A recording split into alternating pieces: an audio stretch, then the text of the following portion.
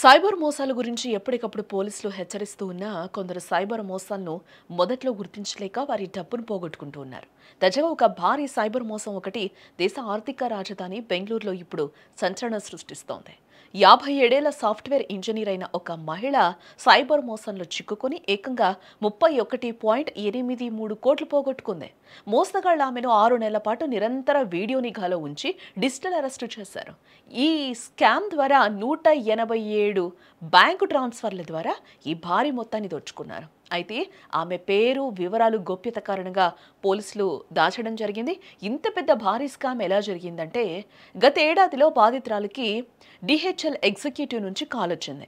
ఆమె పేరు మీద ఉన్న పార్సల్లో 3 క్రెడిట్ కార్డులు, 4 పాస్పోర్ట్లు, నిషేధిత డ్రగ్స్ ఉన్నాయని భయపెట్టారు. దీంతో తనకు సంబంధం లేదని ఆ మహిళ చెప్పినా కూడా ఆమె ఫోన్ నెంబర్ ఈ నేరంతో లింక్ అయి ఉందని, ఇది పెద్ద సైబర్ క్రైమ్ కేసు అవుతుందని కూడా వాళ్ళు బెదిరించడం జరిగింది. తను ఇది మోసమని గ్రహించే లోపే వెంటనే కాల్ను సిబిఐ ఆఫీసర్ అని చెప్పుకున్న వ్యక్తికి ట్రాన్స్ఫర్ చేసేశారు. మీకు వ్యతిరేకంగా అన్ని సాక్ష్యాలు ఉన్నాయి, అందుకే తక్షణమే మీరు డిజిటల్ అరెస్ట్లోకి వెళ్ళాలి అంటూ కూడా ఆమెపై ఒత్తిడి చేశారు. మోసగాళ్లు ఆ మహిళను పోలీసులకు ఫిర్యాదు చేయొద్దని, క్రిమినల్స్ ఆమె ఇంటిని నిరంతరం పర్యవేక్షిస్తున్నారని కూడా నమ్మించారు. తన కుటుంబ భద్రత, కొడుకు పెళ్లి దగ్గర పడుతూ ఉండడంతో ఆమె భయపడిపోయింది. వారు చెప్పిన ప్రతి మాటకు ఆమె తలొగ్గింది. ఆమెను 2 స్కైప్ ఐడీలను ఇన్స్టాల్ చేయమని కోరడం జరిగింది. మోహిత్ హందా, రాహుల్ యాదవ్, సీనియర్ అధికారి ప్రదీప్ సింగ్ వంటి పేర్లతో 6 నెలల పాటు ఆమెని వీడియో కాల్లోనే ఉంచి పర్యవేక్షణలో పెట్టారు. ఆ పర్యవేక్షణ అట్లనే కొనసాగుతుంది. ఆ మహిళను మీ ఇన్నోసెన్స్ని నిరూపించుకోవాలి అంటూ కూడా ఒత్తిడి చేసి సెప్టెంబర్ 24 నుంచి అక్టోబర్ 22 మధ్య తన ఆర్థిక వివరాలను రాబట్టడం జరిగింది. ఆ తర్వాత షూరిటీ అమౌంట్ పేరుతో 2 కోట్లు, పన్నుల పేరుతో మరికొంత మొత్తం డిపాజిట్ చేయించారు.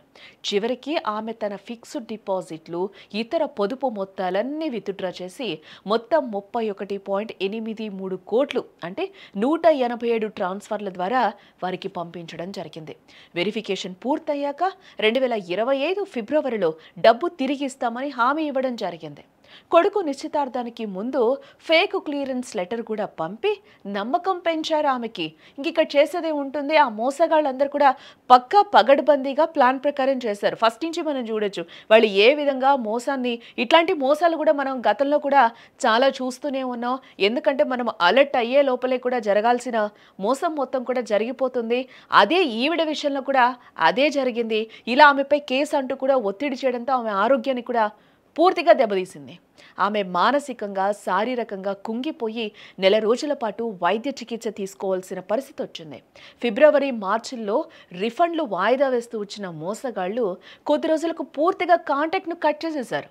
చివరకు కొడుకు పెళ్లి జూన్లో పూర్తయిన తర్వాత ఆ మహిళ పోలీసులకు ఫిర్యాదు చేసింది. తన ఫిర్యాదులో ఇంతటి పెద్ద మొత్తాన్ని కోల్పోయారని చెప్పడం జరిగింది. ప్రస్తుతం ఈ సైబర్ రాకెట్పై బెంగళూరు పోలీసులు అయితే దర్యాప్తు ప్రారంభించినట్లుగా కూడా తెలుస్తోంది.